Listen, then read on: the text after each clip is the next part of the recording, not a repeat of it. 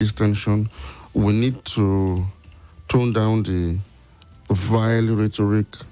We need to begin the healing process, even as the adjudication process in the court continues by the various contenders for, the various positions.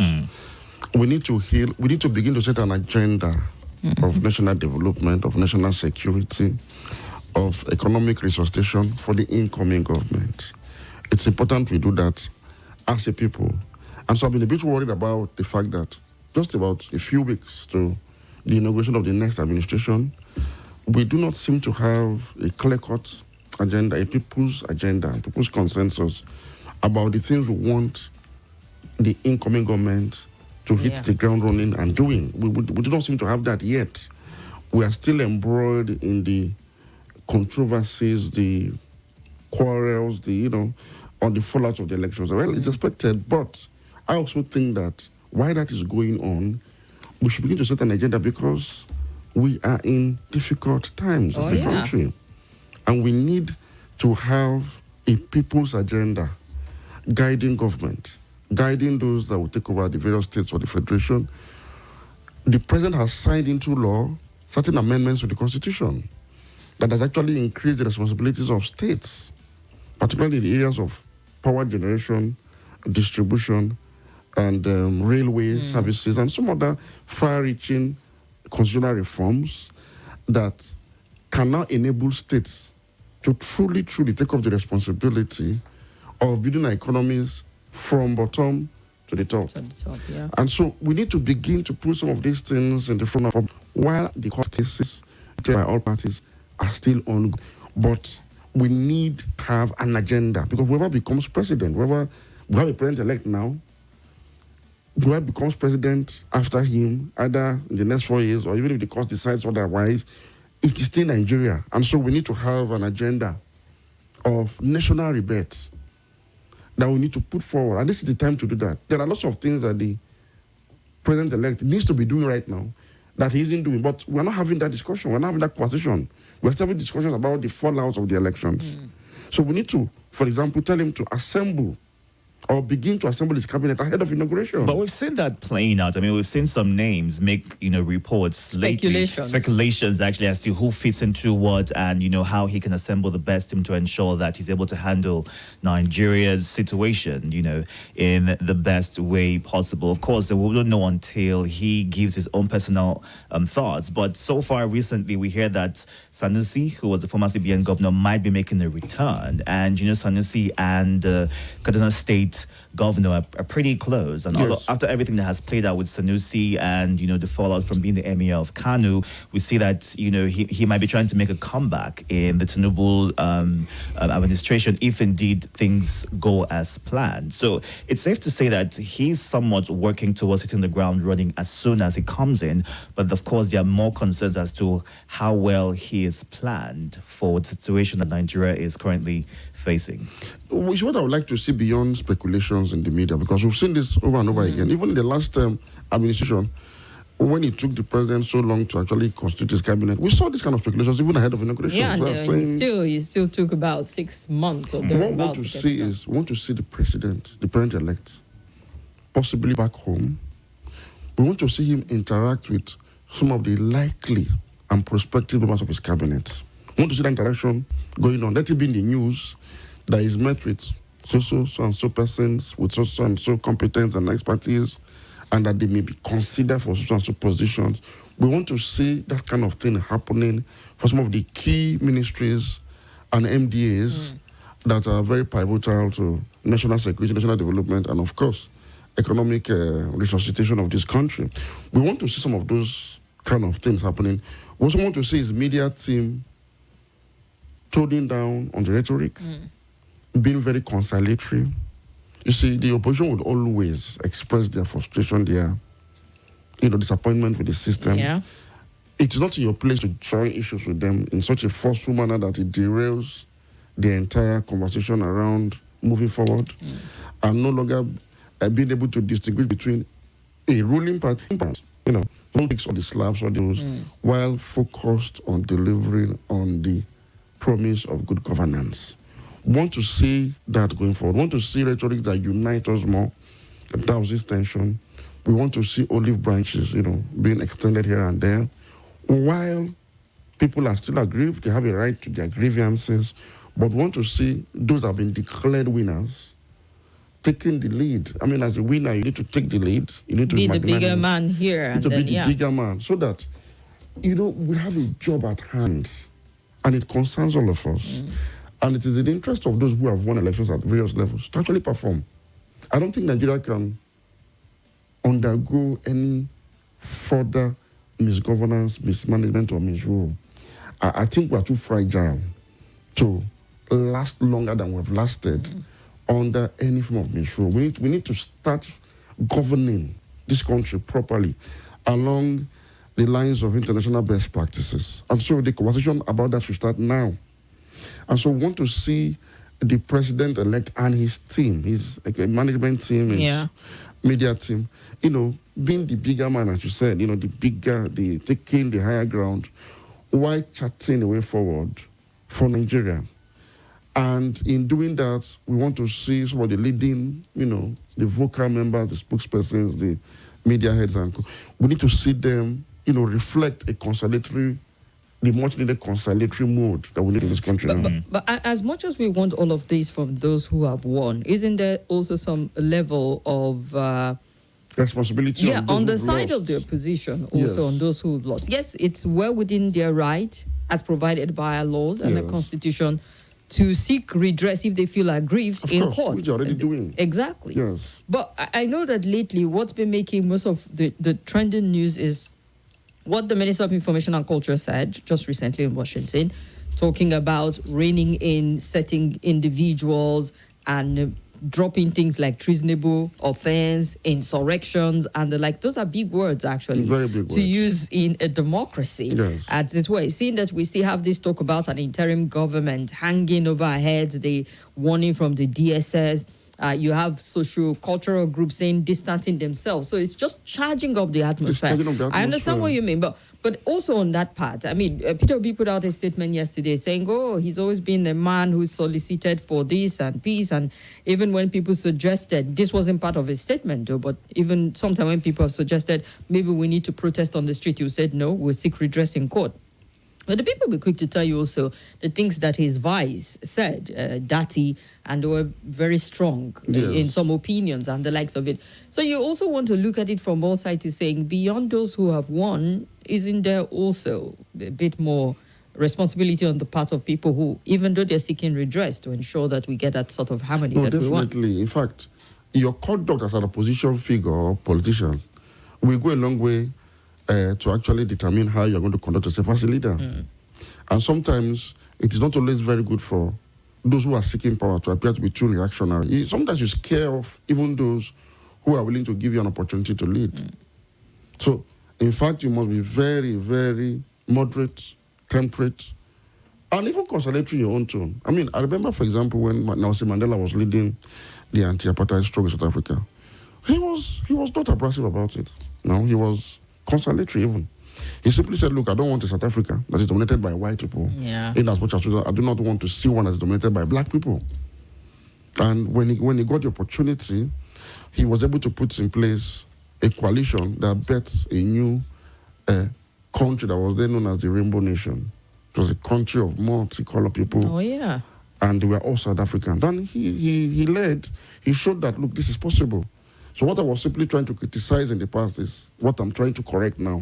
And due to his own demeanor, his moderate attitude to the struggle, it was the reason why even the international community rallied around the anti-apartheid cause eventually to say, look, we can trust this man with power. So for someone like Datti and some other people in his category, you must be able to make sure that people can trust you with power. Because if you display excessive temperament, even in opposition, those who are willing to give you the benefit of doubt, even those who voted for you might begin to think, hope when you get to power, you will not be this temperamental. Whereas what he expressed is his opinion. It does not mean that the president is not legitimate. He's legitimate. Let's put this fact straight.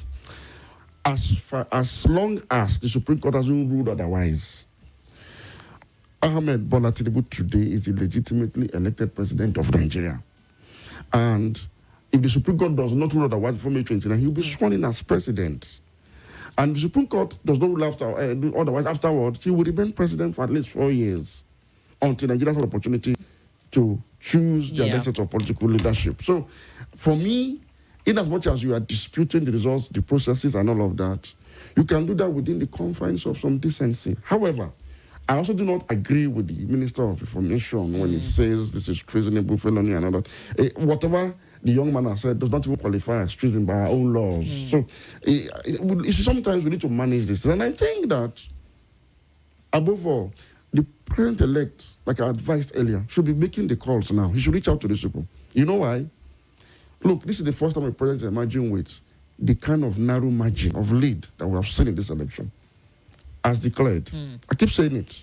Whereas Asuwaju won this election, it appears that the APC lost Nigeria in the process because more Nigerians voted against the APC than voted for it. So that tells you something. The Nigerians rejected the APC essentially. But of course, the opposition split that into three, and Nigeria had to choose from three choices.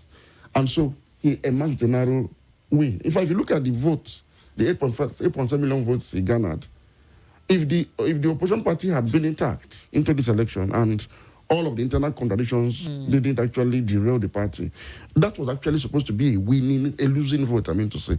But because you are not in order, somehow he won, and he remains the winner until the court of competent judicial will decide to say, okay, from the evidence before us, he did not win. But while that is ongoing, we need to also accord him that recognition as the president-elect. You see, nobody gains anything with anarchy. And for me, if you have your case, you go to court, it is for us to advocate to the courts to please administer justice in the face of evidence where it is available. That is all we can do in the public space. But until those that are in court litigants are able to prove their case beyond reasonable doubt, and the justice of the Supreme Court decide that, okay, after all, this man was not properly elected. For now, he's our president-elect, and we need to reckon with that and begin to set the agenda for him because he needs to come in and lead. We need to set the agenda for him to move the agenda center is really important because at this point in time, we should be moving past the intensity of the politics and getting into governance. Like you pointed out, Dr. Majid, there's just so much for him to contend with. 77 trillion naira debt. He's waiting. The economy is staggering. We Energy have crisis. Security. I don't want to call it subsidy issue. Yeah. Energy crisis is waiting. We'll take it off from the energy crisis aspect after this very quick break. Let's go for the break and we'll be back in a bit. Hello, my name is Kimberly Nwachukwu. I'm the host of Hard Facts, and I bring you the biggest stories driving conversation every weekday here on 95.1 Nigeria Info Hard Fact Show. I love to get your opinion and conjectures, but the facts you cannot dispute here on Hard Facts. Join me and let's talk.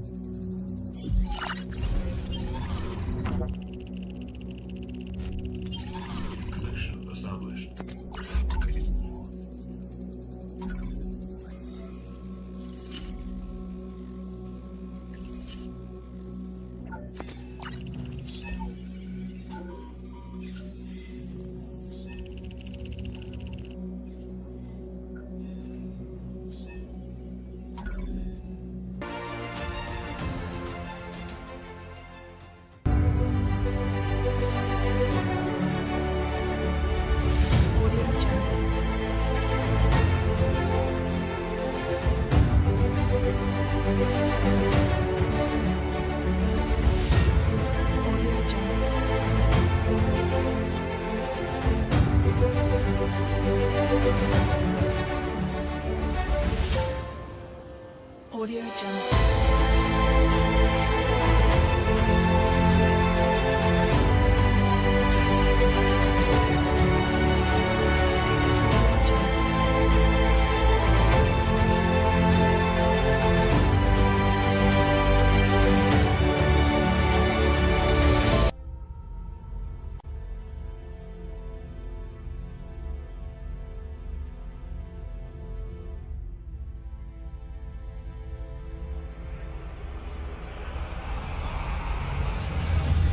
This is Nigeria Info.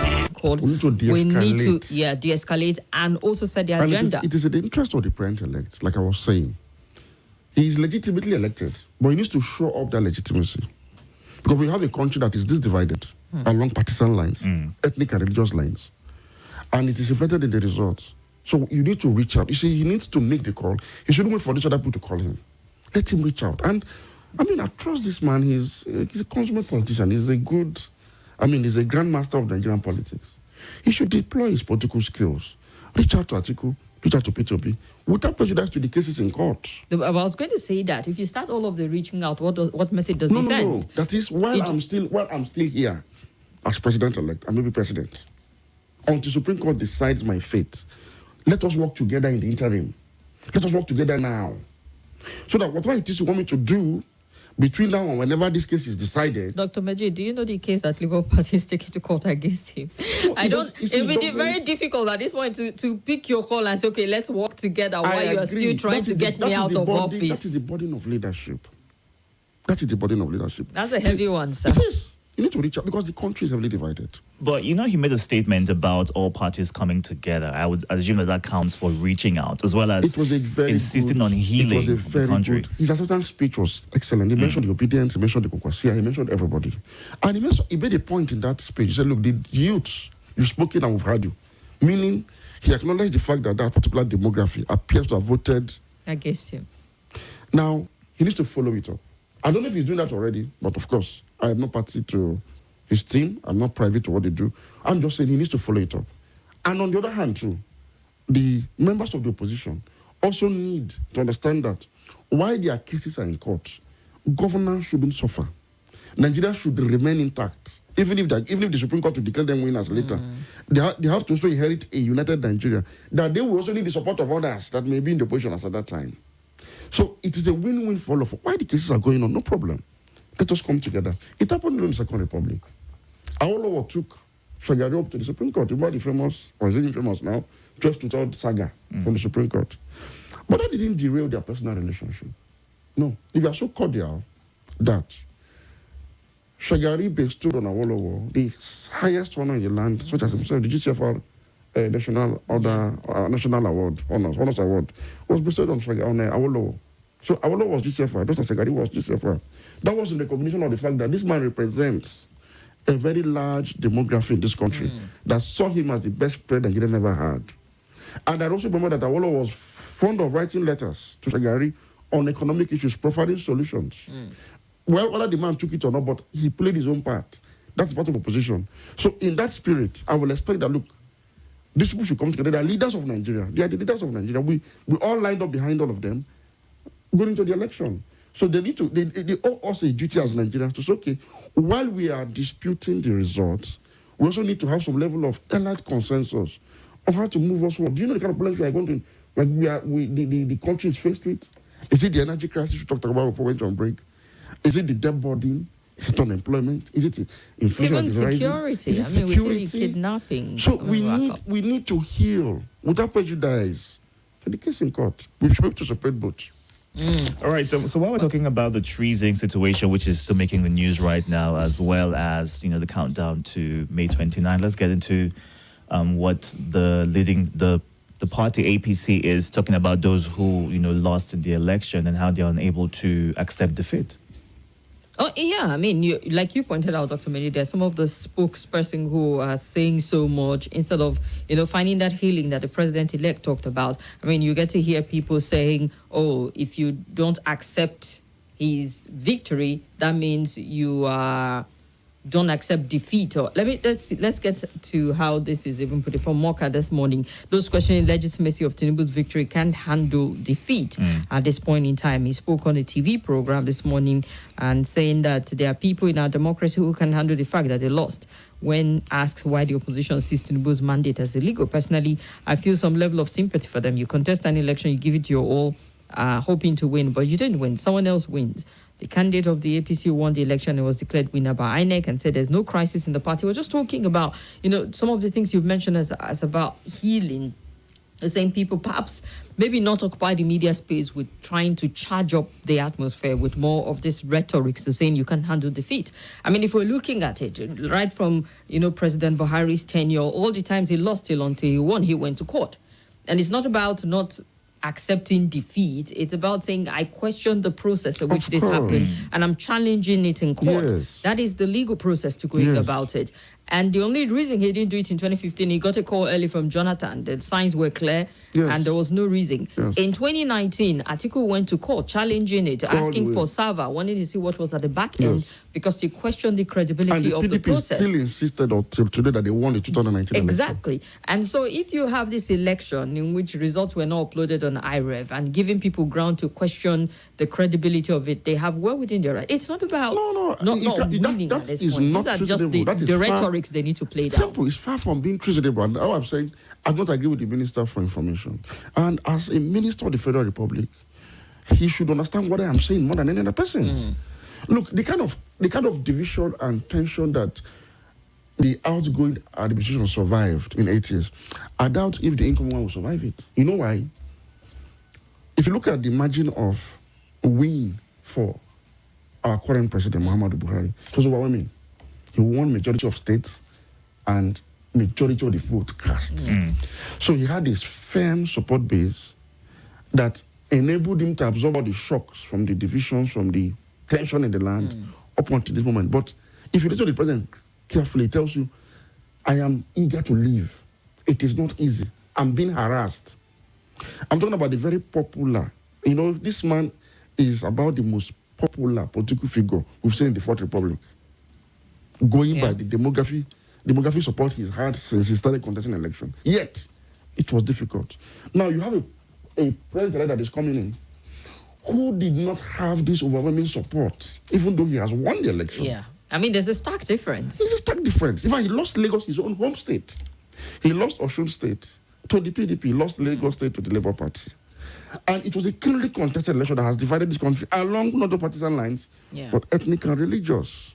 So it is in his own interest to take the steps I've enumerated and overlook and ignore the statements from that of the opposition, because it is from a position of pain and disappointment, particularly in the face of what was a clear mismanagement of the process by INEC, which leaves a lot of doubt about the credibility. So nobody is saying the election was credible. No, we're just saying the fact that INEC has announced Tinubu as the winner, that the statutory body empowered to do so, his legitimacy not once. So when somebody like that comes to say he's not legitimate, he shouldn't be sworn in, that is his opinion, it's not a fact of law. It's an opinion. So why we would just advise him in his own interest to say, look, it's better for people to look at you as somebody who can be trusted with power, even as an opposition leader. Because there's prospects too. I mean, who says he cannot be president tomorrow? It is for his own interest. But that does not mean that what he has said is treasonable. No. And I think these people should take a deep dive into consultations with themselves. Take a deep dive. Look, the right kind of deals, right kind of discussions behind the scene, we're going to douse this tension. Something needs to be given. For me, I've always advocated for a government of national unity in whatever form. It could be along partisan lines, it could be along ethno-religious lines, it could be along any lines that simply will unite us. Because without national unity, ladies and gentlemen, you can't have any form of development, be it social, economic, or even security. Part of the problems we faced in the last 8 years was a totally divided polity. Even though it was not as divided as this. Because our president, when he came on board, didn't take the first quick steps towards national reconciliation and healing. I mean, the 97%, 5% was even more divisive. It was the problem we faced from 2015 till today. Till today. If I take you back to 2011 as well, if you remember, when Jonathan wanted to run after Yar'Adua's death, they not resisted it, at least the northern wing of the PDP. I said, no, it's still our turn. I was one of those who felt it was still the turn of the North, really. And that Jonathan shouldn't have contested. I was one of those who felt so. That singular move created a lot of tension that boiled over to 2015, which was why Jonathan himself saw the fact that a whole region appears to have been... They have made up their mind that, look, if we don't get this power now, anything can happen. And so he, without even waiting for that to happen, he did the needful. Because in 2011, there was post-election violence. At least that is only talking. Nobody has been killed because of this dispute. Go back to history about what happened in Kaduna. In Bauchi. In Kano. Yes. Some families were absolutely wiped out. Few couples were killed. It was In fact, the federal government had to set up a committee to investigate what really happened. It was that serious. The post-election violence was just staggering, So when the people feel, excluded sometimes or marginalized, you can have some of these feelings. So I say, well, it is still at the level of rhetoric. People are just still talking. Nobody has been killed on account of post-election violence so far. It means it can still be salvaged. And so the person who has emerged as a president-elect should take the lead. And his supporters should be mindful of something. When we say this because we have the interest of his own presidency at heart, we don't want it to be destabilized. We also want our country to be united and to be healed too. Let them encourage him to do this that we are saying. It's not a sign of weakness. It's a sign of strength. It's a show of strength for you to say, look, you are abusing me, you don't like me because you lost elections to me, but I'm saying, come, let us do this thing together. It's a show of strength. It tells you that you are a true leader that is worthy of leadership. When President Biden became president, he dedicated the major part of his acceptance speech to his opposition. He did. Go and listen to the speech. Whereas Donald Trump didn't do the same thing. And so America remained divided until Donald Trump left. He didn't see the need. He felt it was a winner take all. I've won election. Why are you guys accusing me of rigging elections? People protested against Donald Trump for almost a year, saying, not my president. The Russians helped him to win elections and all of that. It went on and on for almost the entire tenure. I mean, we saw even with the media, the campaigns, it was a tug of... It was a tug of war. Yeah, some people left his party. In fact, John McCain said he shouldn't come to his burial when he dies because he doesn't see him as... So we saw that happen even in the most advanced democracies. However, Donald Trump didn't manage the situation well because he was also combative. He felt, I won now, so what do you mean? It actually ended in his own disadvantage. But Joe Biden was wiser. He knew also that Trump had a large following in America. And so he concentrated towards wooing them. He was like, he spoke to them. He made them feel good voting against him. It was as if he was simply there to get them to join hands with him to move the country forward. And somehow, he's been conciliatory all the way. And that has gone a long way to weaken Donald Trump's base in America. Because the president is conciliatory. Look at his cabinet. He's made sure that almost every demographic in America is represented. He's appointed the first black person as White House Chief Press Secretary, for example. He's going to also appoint the first black man as Secretary of Defense, I think. Yeah, the current Secretary of Defense in the United States of America is the third Air Force General, first black man to occupy that position. So, he's done a lot in this regard. I mean, look at his nominee for World Bank position, an Indian American. So he was able to quickly put these things in place, deliberate steps. And somehow America is managing what they are doing. And if you observe yesterday, Donald Trump called for massive protests in America. It didn't really happen. Well, he has a case hanging over his head. It didn't People happen will be because very worried. America has somewhat healed over time. They've seen that the president is working for all of Americans and is making an effort to unite. So it has calmed tension a little bit. There could still protest on his behalf, I don't know. But the Trump you knew, if Trump was going to go to that court yesterday, somebody who's full wanted to go into the Capitol Hill and practically declare him the winner. So you saw that over time, things have healed somewhat. It is in the interest of the president to do what I'm saying. And it's in our interest as Nigerians too. Without prejudice, I must emphasize. To the cases that we have in court.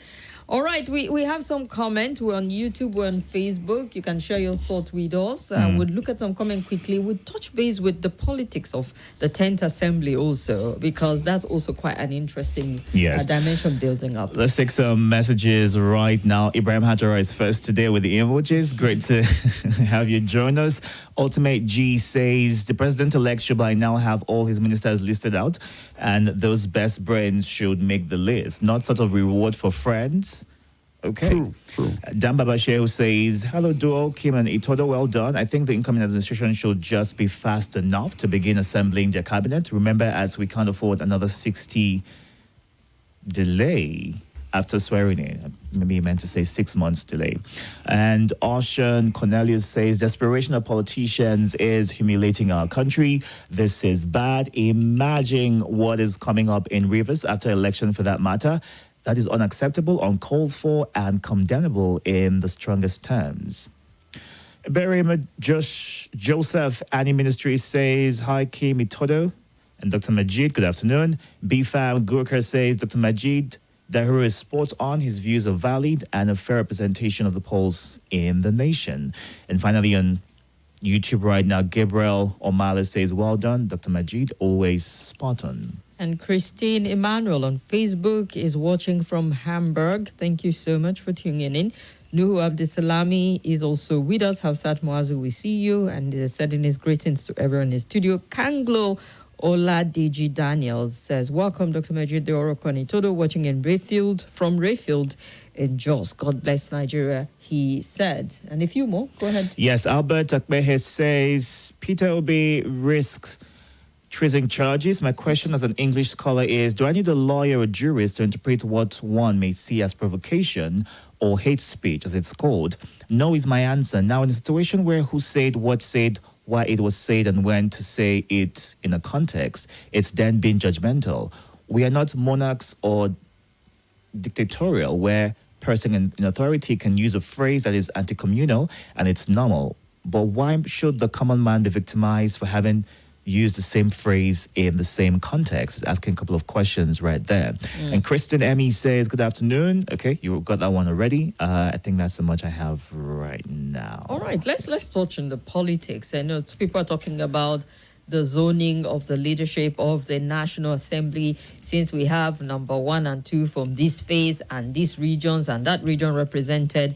Should perhaps the leadership of the National Assembly take a different outlook with regions that have not been, so to speak, represented already? And we're getting a lot of people say that. Some people are like, you know what, in spite of who Muslim, I am still interested. I think I qualify.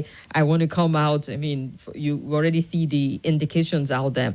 Minority House of Representative caucus for the 10th National Assembly met Tuesday ahead of the inauguration in June. A meeting which had lawmakers from the 6 minority political parties in attendance is aimed at forming an alliance ahead of the inauguration of the 10th Assembly. Fred Agbedi, a ranking lawmaker from the PDP, said the meeting was to enable the lawmaker-elect and returning legislators to network, interact, familiarize before the inauguration. Said the minority caucus, having the highest number of elected leaders in the 3rd Assembly, gives them greater strength to deepen politics and democracy in the region. Well, that's on one hand what we're looking at there. Opposition party braced for tough fight with APC. I mean, it tells you that there's just so much brewing already. We need to pay attention to how the leadership will emerge, because it's always been quite interesting. 2015, we saw the bit of the drama. Some went because they were perceived to be the one favored by President Buhari, and others didn't show up. Somehow Saraki emerged.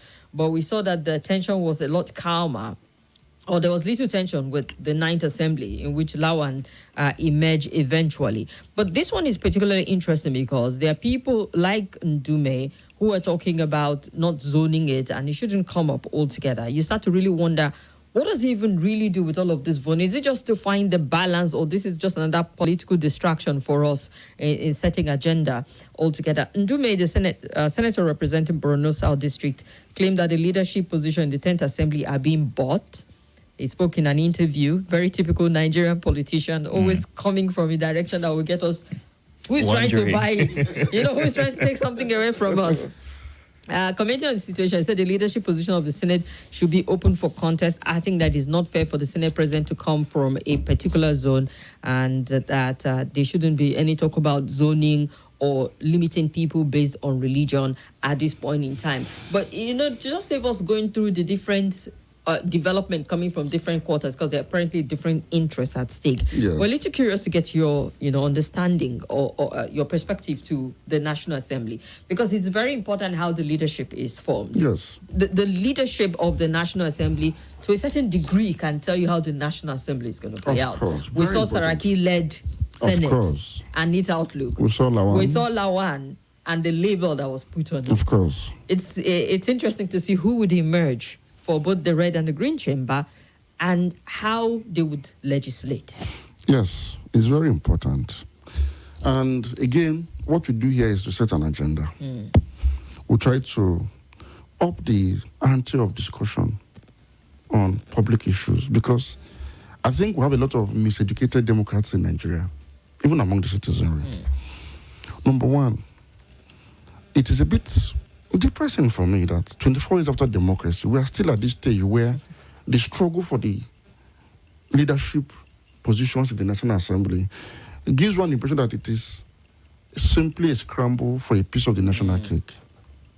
And that has been the situation in the National Assembly since 1999, really. And that has affected negatively our democratic journey since 1999, in the 24 years we've been on this journey.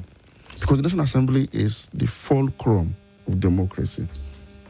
It's what makes democracy work. In a military dictatorship, but even in the monarchy, you can actually have judiciary. You can have the executive, it's always there.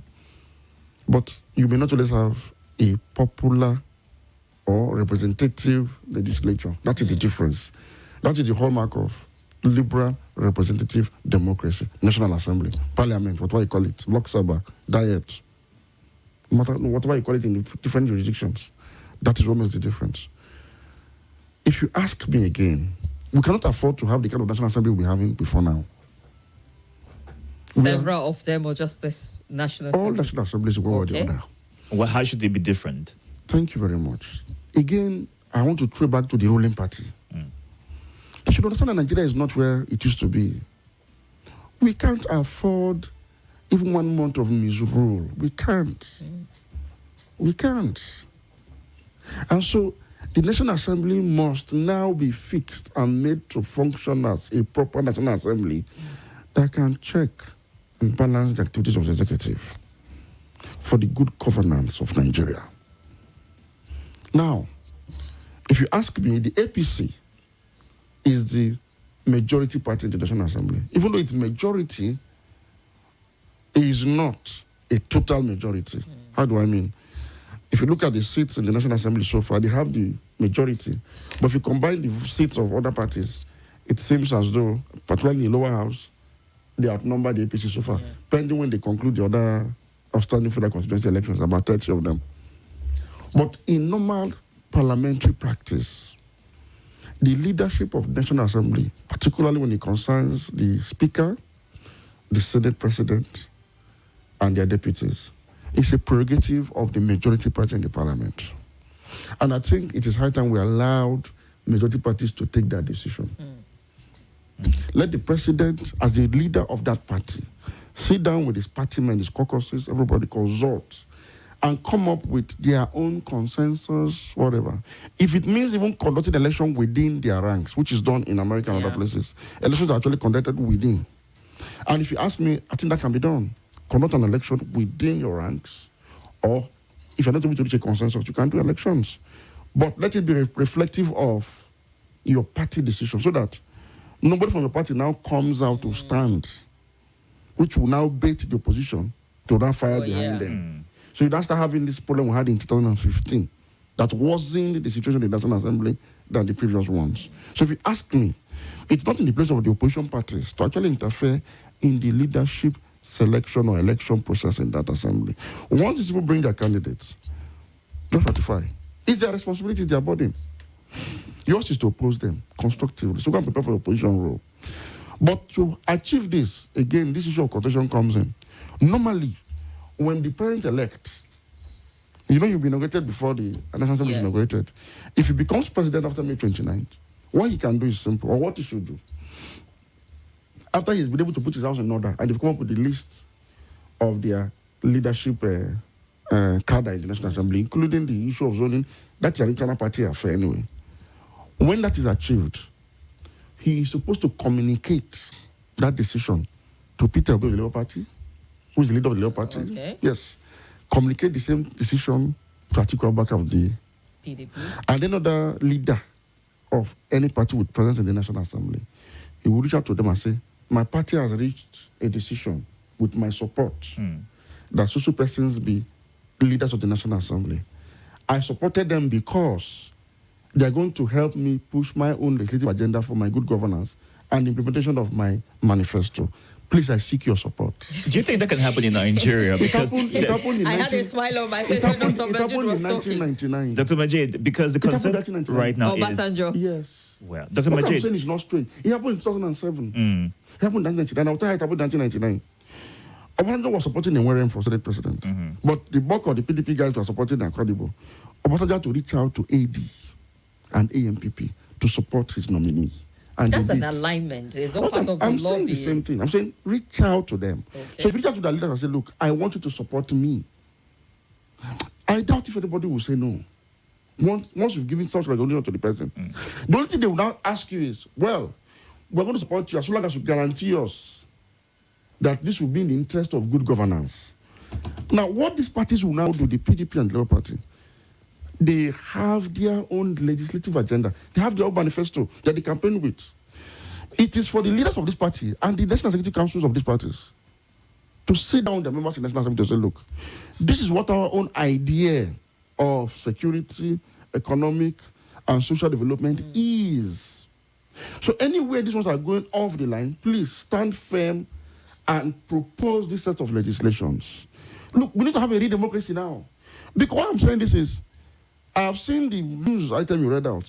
The opposition parties have lined up themselves. Oh, yes. What you're going to see is that they will align with any of the candidates that are contesting, support them to become speaker. They will share committees for them, and the bazaar continues. The bazaar continues. They will be able to check the person because they've gone into bed with the ruling party in the National Assembly. You have no business on who becomes speaker and Senate president, no, because you have to check them. So, in fact, this is even more important for the Labour Party.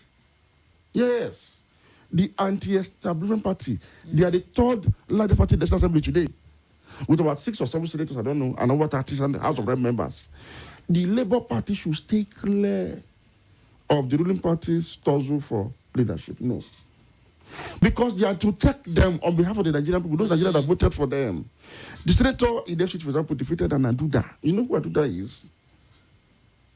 I'm sure she knows that she didn't pay to defeat Aduda. I'm very sure. I'm sure that those people that defeated Governor Sugwanyi and other governors to become senators know very well that they didn't do that because of the deepness of their pocket. So the people sacrificed. It is the resilience of the people that got you elected in spite of all the odds. Defy the monetary inducement.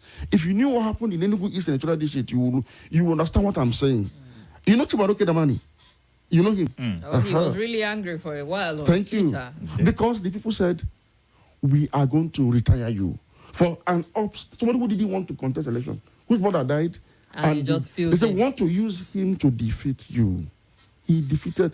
Such candidates have no choice than to go there and be truly distinguished as senators and honorable as rep members. So, Maji, we need to go on a quick break right now. When we come back, we'll have you complete your thoughts. Stay tuned, please.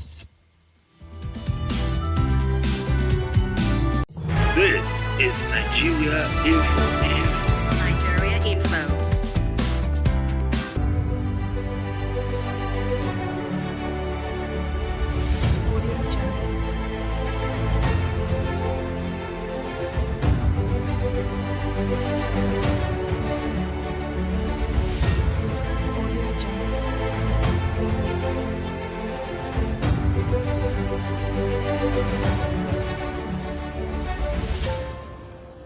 Audio Jungle.